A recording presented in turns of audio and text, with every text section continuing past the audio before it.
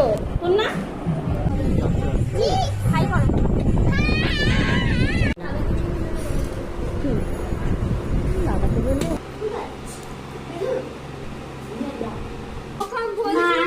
টাকা নিবি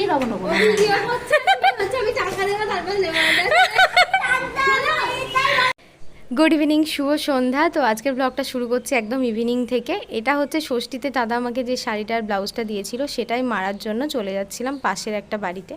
তো সেখান থেকে শাড়িটা মেরে ব্লাউজটা খুব সুন্দর, মানে শাড়ির আঁচলের পিসটা কেটে আর কি, ব্লাউজের পিসটা কেটে সুন্দর করে ব্লাউজ যেটা কিনেছিলাম সেটা ফিটিংস করে এখন দেখতে পাচ্ছ রেডি হয়ে গেছি। তো আজকে হচ্ছে আমার বান্ধবীর মেয়ের অন্নপ্রাশন। তো ওদের বাড়িতেই যাব। একদম আমাদের বাড়ি থেকে ওদের বাড়ি যেতে মোটামুটি 5 মিনিট হেঁটে গেলে লাগে। তো মা আমাকে, যেহেতু অন্ধকার হয়ে গেছে, মানে আমি 8টার দিকে বেরিয়েছি, আর প্রচণ্ড পরিমাণে আজকে গরম, কি পরিমাণে গরম বলে বোঝাতে পারবো না। এদিকে এখানে এসে দেখছি ওর এখনও মেকআপ কমপ্লিট হয়নি, মানে ওকে এখনও সাজাচ্ছে।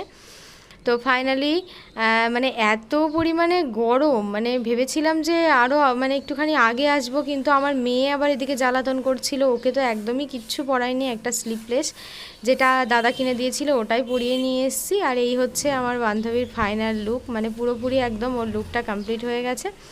শুধু আর কি গোলাপটা দিলেই হয়ে যাবে। আর আমার মেয়ে তো বান্ধবীর মেয়েকে নেয়ার জন্য পুরো পাগল হয়ে গেছে। তিথা তো জানোই একটু বাচ্চা কাচ্চা বেশি পছন্দ করে, আর এসে থেকে তো ও একদম নিতেই পারছে না ওকে। তো তার জন্য মানে ভীষণ বলছে, মা আমাকে একটু দাও, আমাকে একটু দাও।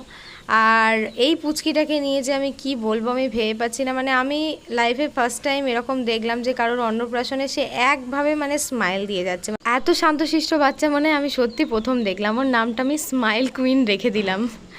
এই বান্দালে তো নেকলেস খুলে পড়ে গিয়েছে।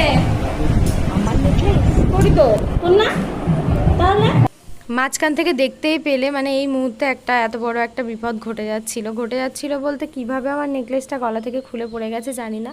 আর আমার ক্যামেরাটাও সেই মুহূর্তে অন ছিল, আর ও জাস্ট দেখেছে। ওটা হচ্ছে আমাদের একই পাড়াতে বাড়ি। তো আমরাও ছোটোবেলা থেকে একসাথেই বড় হয়েছি, বান্ধবীই বলতে পারো। তো হচ্ছে এবার ও দেখেছে, আমাকে বলছে যে দেখ তোর নেকলেসটা। তো হয়তো এবার এদিক ওদিক চলে গেলে, অন্য কারোর হাতে পড়ে গেলে হয়তো পেতাম না। তারপরে ও পেয়ে তো আমাকে সঙ্গে সঙ্গে দিল। আর ও আমাকে বারবার একটা কথাই বলছিল যে দেখ আমি তোর ভিডিও দেখি, তোর জুয়েলারিগুলো চিনি, আর এটা দেখেই আমি মানে বুঝতে পেরেছি যে তোরই হবে। তো তারপরে আবার ও ভালো করে আর কি টাইট করে নেকলেসটা পরে নিলাম। যাই হোক, হয়তো একটু লুজ হয়েছিল লাগানোর সময়, বুঝতে পারিনি। আর এই হচ্ছে আমরা 3 বান্ধবী, মানে সবারই একটা করে ক্যাচকুচ হয়ে গেছে, শুধু মিডিলেরটারই 2টো, মানে ওর একটা ছেলে প্লাস একটা মেয়ে।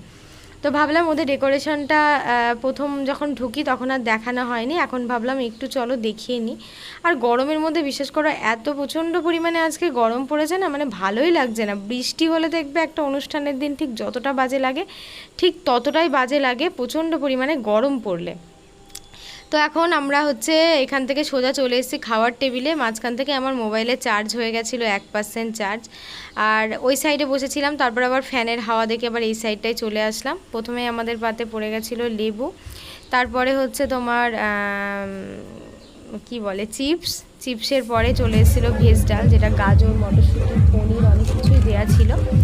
তো চিপস দিয়ে ডাল দিয়ে মানে খাচ্ছিলাম, খেতে খেতে মোবাইলের দিকে বারবার তাকাচ্ছিলাম। 1% চার্জ হলেই হয়তো সুইচ অফ হয়ে যাবে, কিন্তু দেখলাম 1% চার্জে এসেও মোবাইলটা অনেকক্ষণ আমাকে সার্ভিস দিয়েছে।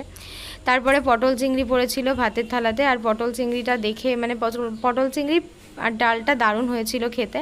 মাঝখান থেকে ফোনটা সুইচ অফ হয়ে গেছিলো। তারপরে খাওয়া দাওয়া করে এসে মোবাইলটা একটু চার্জে দিয়ে 10% চার্জ করে নিলাম, আর এখন বসে বসে আইসক্রিমটা খাচ্ছি। তো অনেকটাই রাত হয়ে গেছে, আমি কিন্তু একা একা বাড়ি যেতে পারবো না, তার জন্য দাদাকে ফোন করলাম। দাদা এদিকে বেরিয়ে পড়েছে বাড়ি থেকে, আর আমিও হচ্ছে আমার জুতোটা খুঁজে পাচ্ছি না। তারপরে অনেক খোঁজাখুঁজির পরে দেখলাম আমার পাপোশের তলায়। তো ওর বর আবার আমাকে খুঁজে দিচ্ছিল জুতোটা, আমি আবার ওর হাতটা চেপে ধরে বললাম যে তোমাকে আর হাত দিতে হবে না। আর এখন যেহেতু চলে যাচ্ছি ভাবলাম লাস্ট বারের মতো ক্যামেরাটা অন করে নিই। মানে বাড়ি গিয়ে শুধু মনে হচ্ছে কখন আর কি শাড়িটা চেঞ্জ করতে পারবো, কখন শাড়িটা খুলতে পারবো। ওকে ডাকছি, অবাক হয়ে দেখছি। আর যতগুলো আমাদের রিয়েলে কথা হয়েছে একটাও কিন্তু আমরা দিতে পারিনি। তার কারণ কি জানো? তার কারণ একটাই, যে গান চলছিল অন্নপ্রাশন বাড়িতে, তো গান চলবে, আর গান চললেই কপিরাইট আসবে। আর এই দেখো স্মাইলি কুইনটাকে বাই বাই করে চলে গেলাম। সত্যি মানে আমি ফার্স্ট টাইম এত হাসি খুশি বাচ্চা মানে আমি দেখলাম আর কি। তো এই দেখো দাদা গেছিলো আমাদেরকে আনতে, আমরা হাঁটতে হাঁটতে বাড়ির সামনে চলে এসেছি। এখন প্রায় ঘড়িতে বেজে গেছে 10:35, আর 10:35-এর মধ্যে দেখতে পাচ্ছ চারিদিক একদম শুনশান হয়ে গেছে। যত দোকান পাশারি সব বন্ধ হয়ে গেছে, আর আমাদের বাড়ির নিচেও যতগুলো দোকান আছে প্রত্যেকটা দোকানই কিন্তু বন্ধ হয়ে গেছে। সব একদম দোকান পাশারি যা ছিল সব বন্ধ হয়ে গেছে। আর এই যে আমাদের বাড়ি এইটা, চলো বাড়ি যাই। আর বাড়ি এসে মানে বাড়ি ঢোকার মুখে মানে কি বলবো, মানে মনে হচ্ছে জানো কেউ আমাকে মানে 10টা মানুষ একভাবে যদি আমাকে চেপে ধরে বসে থাকে যেমন হবে। তাও তো এই শাড়িটা ভীষণ হালকা বলে আমি এই শাড়িটাই পরে গেছিলাম। আর এই শাড়িটা যখন ফার্স্ট টাইম না মানে কালারটা যখন চুজ করছিলাম তখন বারবার একটা কথাই ভাবছিলাম যে কালারটা কি আমার সাথে আমার স্কিন টোনের সাথে যাবে, আমাকে কি ম্যাচ করবে। কিন্তু তারপরে শাড়িটা নেওয়ার পরে কিন্তু সবাই বলেছে কালারটাও ভীষণ সুন্দর। আর আমি যেটা মেনলি ভয় পাচ্ছিলাম যে আমাকে কি ভালো লাগবে, কিন্তু দেখো খুব একটা কিন্তু খারাপ লাগছে না, শাড়িটা পরে কিন্তু বেশ ভালোই লাগছে। আর যেহেতু আমার সাজতে গুজতে একটু দেরি হয়ে গেছিলো, আর গরমের মধ্যে সাজতে ইচ্ছাও করছিল না, তো একটু দেরি হয়ে গেছিলো বলে যে একটা সুন্দর করে কেমন লাগছে একটু ভালো করে আলোতে যে একটুখানি কিছু ফোকাস টোকাস দেবো সেটাও হচ্ছিল না, মানে সেটাও আর কি সময় হয়ে ওঠেনি, হুটোপাটা করে চলে গেছি। তো চলো এখন ড্রেস চেঞ্জ করি। আর এই যে আর সবথেকে বড় কথা হচ্ছে যে ব্লাউজটা আমি ম্যাচিং করে কিনেছিলাম, ব্লাউজটা এত সুন্দর মানে শাড়িটার সাথে ম্যাচ হয়েছে না, আমার আলাদা করে আর ব্লাউজের পিচ কেনার দরকার নেই, কারণ একটা ব্লাউজ বানাতে গেলেই কিন্তু 250 টাকা। তো কালকে গরমের মধ্যে ভিডিওটা ওইটুকুনেই ছিল, আজকে সকাল থেকে আবার ভিডিওটা স্টার্ট করছি। আর সকালবেলায় ঘুম থেকে উঠেই দেখতে পাচ্ছ এদিকে দাদা বলছে আমার প্রচণ্ড পায়ে যন্ত্রণা করছে, দিদা তুই আমার পাটা একটু টিপে দে। আর দিদা এদিকে বলছে যে 1 মিনিট পা টিপলে 10 টাকা, 2 মিনিট 20 টাকা, 3 মিনিট 30 টাকা, এরকমভাবে কন্টিনিউ বলতে আছে। একটা দিদার একটা খুব ভালো অভ্যাস আছে, ওর বাবা বাড়িতে আসুক কিংবা আমার মাজার যন্ত্রণা করুক কিংবা পিঠে যন্ত্রণা করুক, ওকে কিন্তু একবার বললেই কিন্তু ও এইসব মানে মাজার যন্ত্রণা, পায়ের যন্ত্রণা, হাতের যন্ত্রণা যেখানে যা করুক ও ভালো করে বেশ টিপে দিতে পারে। আর এদিকটা একটু হাওয়া আছে বলে আমি দোকানের সামনের এদিকটাতে এসে বসলাম। আর বাবা দেখলাম যে এদিকটা যেহেতু একটু ছাওয়া আছে, মানে এই সাইডটা যেহেতু পূর্ব দিকে রোদটা ওঠে, আর এখন ঘরটার অপোজিট মানে পশ্চিম দিকটাই কিন্তু একদমই ছায়া পড়ে আছে। তো বাবা আবার কোথা থেকে দেখলাম বিচুলি নিয়ে এসে কালি মানে বাঁধতে বসেছে।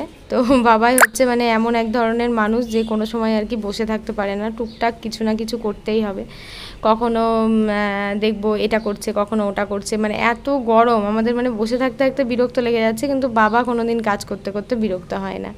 আর স্পেশালি বাপের বাড়িতে আসলে যদি আমি বাবাকে না দেখাই, সবাই কমেন্টে বলে, বেশিরভাগ জনই কমেন্টে বলে দিদিভাই মেসোমশাইকে দেখাবা, কেউ বলে কাকুকে দেখাবা। তো আর বাবাও খুব ভালোবাসে, মানে বাবা যখন মানে কিছু করে, আমি যখন সেগুলো ভিডিও করি তারপরে এডিট করি বাবাকে যখন দেখাই, জাস্ট ওইটা হয়তো আমি ক্যামেরাবন্দি করতে পারি না কোনো দিন, যদি আমার কাছে দুটো ফোন থাকে কিংবা কোনোভাবে ক্যামেরাবন্দি করতে পারি, যখন ভিডিওটা এডিট করি, যখন বাবাকে দেখাই যে দেখো আমার ভিডিওর সাথে তুমি অ্যাটাচ হয়েছো, তখন বাবা কিন্তু ভীষণ খুশি হয়ে যায়। তো তারপরে দেখো চলে এসেছি আমি স্বর্ণকারের দোকানে। তো এই মাসের যে মাসটা গেল মাস, সেই মাসে 23 তারিখে আমি মায়ের জন্য একটা গোল্ড জুয়েলারির অর্ডার দিয়েছিলাম। গোল্ড জুয়েলারিটা হচ্ছে একটা লোহা বাঁধানো।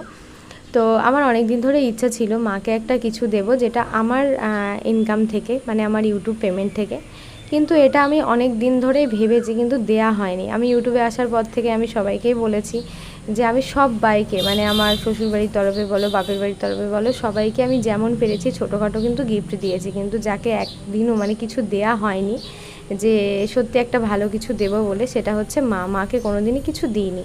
তো এইবার আমি কয়েক মাস ধরে, যেহেতু আমার এখন ভিউজটা অনেকটাই কমে গেছে, তোমরা জানো আমি কিন্তু প্রত্যেক মাসে মাসে পেমেন্ট পাই না, কোনো মাসে 3 মাস পরেও পেমেন্ট পাই, কোনো মাসে 2 মাস পরেও পেমেন্ট পাই, আবার হয়তো এক মাসে হয়তো 3 মাস 4 মাসও হয়ে যায়। 4 মাসটা খুব কমই হয়, 3 মাসের মাথাতে পেমেন্ট পাই। আগে তো প্রত্যেক মাসে মাসে পেতাম, কখনো কখনো 2 মাসেও পেমেন্টটা পাই। তো এইবারকার পেমেন্টটা আমার কিন্তু 3 মাসের মাথাতে এসেছে। আর এইবারকার পেমেন্টটা পাওয়া মাত্রই আমি ভেবে নিয়েছিলাম যে এই পেমেন্টটা আমি সত্যিই নষ্ট করব না, কারণ 2 বছর ধরে ভাবছি এবার মায়ের জন্য একটা কিছু আমাকে দিতেই হবে। আর এখন তো জানোই গোল্ডের দাম কত, মানে সামান্য একটা ছোট জিনিস দিতে গেলেও 10 থেকে 12 হাজার টাকা লাগে। তো অনেকটা ভাবনা চিন্তার পরে দেখলাম যে আমাদের সবার হাতে, মানে বৌদির হাতে, আমার হাতে, প্রত্যেকের হাতেই কিন্তু লোহা বাঁধানো আছে, যেটা আমার মায়ের হাতে নেই। সত্যি কথা বলতে ভীষণই খারাপ লাগে যে মায়ের হাতে লোহা বাঁধানো নেই। আর আমি চেষ্টা করলে এর আগে আমি আমার মানে বরের টাকা থেকেই আমার মাকে হয়তো একটা লোহা বাঁধানো বানিয়ে দিতে পারতাম, কিন্তু আমি কখনোই সেটা চাইনি যে আমি আমার হাজব্যান্ডের থেকে টাকা নিয়ে মাকে কিছু দেবো। সবসময় চেয়েছি যে আমি নিজে ইনকাম করে মাকে কিছু দেবো, এটাতে আমার বেশি আরও খুশি লাগবে। আর তোমাদের দাদাভাই তো সেরকম ধরনের মানুষই না, জানো যে ওর থেকে দিলেও আমাকে কিছু বলবে না, আর আমার থেকে দিলে তো কোনো প্রশ্নই ওঠে না, কিছুই বলবে না। তো তবুও আমি চেয়েছিলাম যে আমি কোনো দিন মানে আমি নিজে ইনকাম করে মায়ের জন্য কিছু গিফট দেবো। তো কাকুর সাথে এইসবই আর কি গল্প হচ্ছিল, আর কাকু হচ্ছে পাতের মধ্যে পলাটাকে সেট করছিল। তো চলো, এখানে একটা সুন্দর কিউট পাড়া বক্স দিয়ে দিয়েছে, এবার তোমাদেরকে দেখাই ওটা সেট করার পরে কেমন দেখতে হলো। তো মানে আজকে এতটা নিজেকে খুশি খুশি বলে মনে হচ্ছে, বলে বোঝাতে পারবো না, নিজেকে খুবই খুশি খুশি বলে মনে হচ্ছে যে সত্যি মায়ের জন্য আজকে কিছু দিতে পারছি আমি। আর ওর বাবাও ভীষণ খুশি, ওর বাবাও আমাকে বলে যে তুমি যেহেতু নিজে ইনকাম করো, তুমি বারবার বলো আমি মাকে একটা গিফট দেবো, তুমি কিন্তু দিতে পারো। তো ফাইনালি সেই স্বপ্নটা আজকে আমার পূরণ হলো। তুমি তোমার টাকা দিয়ে একটা আংটি বানিয়ে নিবা, তাহলেই হবে। নাও টাকা নিবি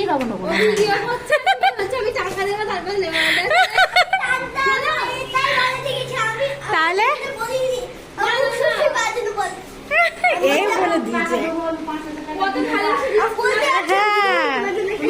না, তুমি তুমি তোমার টাকা দিয়ে তুমি তুমি স্নান করলো দিঘিতে শুনি 30 মিনিট 30 মিনিট গিয়েছে তো 1 ঘন্টা হয়ে গেল। কেন 10 মিনিট হলো, আমি এমনি 30 মিনিট বললাম। 10 মিনিট হলো। খেয়ে নিল, খেয়ে নিল গো, খেয়ে নিল, খেয়ে নিল, আমাকে খেয়ে নিল, আমার মানি আমাকে খেয়ে নিল গো, আমাকে খেয়ে নিল, খেয়ে নিল, খেয়ে নিল। এই দূরেই দাও দাও, আগে আমি বলতে পুরো পুরো ব্লগটাই তোমাদের শেয়ার করি। চলো তো বন্ধুরা, আমি এখন গোপুসোনাকে পুজো যাবো। আমি গোপুসোনাকে না, সবাইকে পুজো যাবো। আমার ঘরে 1 2 3 4 5 6 7 8 9 10, মানে দুদিকে নিয়ে 10টা ঠাকুর দিচ্ছে। তো এবার আমি 10টা দিকে একে একে খেতে যাবো। তো 5টা দিকে দেবো, 5টা দিকে দেবো না। তো চলো দেখতে যাবো ভিডিওটা। কেন 5 টাকা দিবা না কেন? কারণ এবার থালা কম পড়ে গেছে। থালা কম পড়ে গেছে? থালা কম পড়ে না, গেছে। সবাই পাতে 3টে করে নকুল লাগা দেবো, ওরা তো শেয়ার করে খাবে। সবাই তো আছে। না না না, একই কৃষ্ণর ফটো যদি দুটো থাকে, কৃষ্ণ ঠাকুর তো একই, তাই না? হ্যাঁ, কৃষ্ণ ঠাকুর একই, দুটো নন্দ কি বলে ওই হরি বল করে ওই গৌরনীতাই। গৌরনীতাই, হ্যাঁ গৌরনীতাই, গৌরনীতাই। তারপরে আর কাউকে খেতে দিতে পারবো না, মানে দুটো সেম সেম ছবি, অনেক কথা আছে, তার জন্য আমরা এই কথা ঠাকুরকে। হ্যাঁ যাও, দাও গা, যাও। তো আসলে দেখো আমার ঠাকুরগুলো লাইটটা অন করে দিচ্ছি। যাও, আমি অন করে দিচ্ছি, যাও। হ্যাঁ, অন করে দিচ্ছি। যেমন দেখো, লক্ষ্মী ঠাকুর আলাদা, লক্ষ্মী ঠাকুরকে আলাদা দিতে হবে, তো লোকনাথ ঠাকুর আলাদা, তারপরে হচ্ছে ফুলটা রিয়েটা নিয়ে আসি, তো ততক্ষণ তোমরা দেখে যাও। যেমন এই রাধাকৃষ্ণ, এই রাধাকৃষ্ণ তো একই, তাই না? ফুল তুলতে গেল তিতা বুড়ি। আর এই হচ্ছে আমার মায়ের ঠাকুর ঘর, অনেকেই দেখেছো। আর এই হচ্ছে লক্ষ্মীর হাড়ি, ফুল তুলতে যাচ্ছে এখন তিঠা। তো তখন তো দেখতেই পেলে মা কোনো মতেই রাজি হচ্ছিল না জিনিসটা নেওয়ার জন্য। তারপরে কিন্তু মা স্নান করতে চলে গেছিলো আর বলেছিল যে না, আমি তোর কাছ থেকে নেব না। তো এদিকে হচ্ছে স্নান করে মা চলে এসছে, মা স্নান টান করুক, তারপরে আমি মাকে জিনিসটা দেবো আর কি। এখনও মাকে দেয়া হয়নি জিনিসটা। তখন তো দেখতেই পেলে মা কেমন বারবার একটাই কথা বলছিল যে আমি নেব না, আমি নেব না। আর বৌদি আর আমি একটাই কথা বলছিলাম যে নাও। বৌদিও বলছিল যে তোমার জন্য যেহেতু নিয়েছে তুমি নাও। আর এখানে দেখো তিধা সুন্দর করে গোপুসোনাকে স্নান করিয়ে, বা এই বাড়িতে আসলে দেখি ও গোপুসোনাকে খুব সুন্দর করে স্নান করিয়ে পুজো করাতে ভালোবাসে। আর এখানে আমি বসে আছি আর মাকে বারবার বলছি যে তুমি নিবা না তো আমার থেকে, তাহলে ঠিক আছে, আমিও আর কোনো দিন আসবো না, এটা ওটা সেটা, মানে যেটা মনের মধ্যে আসছে মাকে বলছি। আর মা খুব হাসছে যে বারবার একটা কথাই বলছে, তোর এখন বাড়িঘর নেই, তুই বাড়িঘর করবি, তা না। আচ্ছা ঠিক আছে, 10,000 টাকা, 10-12 হাজার টাকার মধ্যে কি আমার বাড়িঘর সমস্ত কিছু হয়ে যাবে বলো? হবে না, সেটাই আমি মাকে বোঝাতে পারছি না। তো তারপরে এদিকে দেখো তিদা সুন্দর করে পুজো দিচ্ছে। মা অনেকগুলো তুলসী পাতা, মা আবার অনেক নিয়ম কারণ মেনে পুজো করে, সব বারে তুলসী পাতা তুলতে হয় না, ওই জন্য একটা ভালো বার দেখে তুলসী পাতা তুলে রেখে গোটা সপ্তাহ ধরে পুজো করে। তো এবার মা গেছে নিচে রান্না করতে। আমি বলেছি যে তুমি যদি না নাও তাহলে দেখবো আমি আর কোনো দিন আসবোই না। তারপরে আর মা কিছু বলে না। তো এখন এটা নিয়ে আমি সোজা চলে যাব নিচে, ঠাকুর ঘরের লাইটটা বন্ধ করে দিলাম। অন্য কারোর মা হলে কতটা খুশি হতো যে না, আমার মেয়ে আমাকে নিজের টাকা থেকে একটা গিফট দিচ্ছে। আর আমার মায়ের কথা, তুই সবসময় তুই কিছু কর, তুই বাড়িঘর কর, তুই তোর জন্য কর, আমার কিছু লাগবে না। কোনো দিনই একটা শাড়ি কিনে দিতে গেলেও মা নিতে চায় না, কেন কি জানি এটা আমি বুঝতে পারি না। তারপরে আসলাম, এসে দেখো মায়ের হাতে এটা পরিয়ে দিলাম। তো আমি খুব বেশি দিয়ে দিতে পারিনি, 1.5 গ্রাম ওয়েট ছিল এটার। আর এখন যেহেতু 70,000 টাকা করে তোমার 10 গ্রামের দাম, তো তোমরা বুঝতেই পারছো। আর মাকে আমি বলছিলাম যে তোমার ভীষণ আংটির শখ, তুমি যেহেতু আমাকে বলছো যে তোমার কাছে 5,000 টাকা আছে, তুমি ওটা দিয়ে কিছু বানাবা, তো ওটা দিয়ে তার সাথে আর কিছু দিয়ে তুমি একটা আংটি বানিয়ে নাও। তো তিধার আংটিটা তো আমি কেরি আঙুলে পরেছি, তো মাকে বলছিলাম একটা বাউটি ডিজাইন বানাতে। তো মা বললো দেখি কি ডিজাইন বানানো যায়। তো মায়ের টাকাটা দিয়ে মা একটা বাউটি আংটি হোক যে কোনো একটা ডিজাইন বানাবে, আর আমার জিনিসটার দাম কত পড়েছে সেটা আমি তোমাদেরকে দেখিয়ে দিলাম। তো যাই হোক, আজকের ভিডিওটা কেমন লাগলো কমেন্টে বলো, আর ভালো লাগলে লাইক কমেন্ট শেয়ার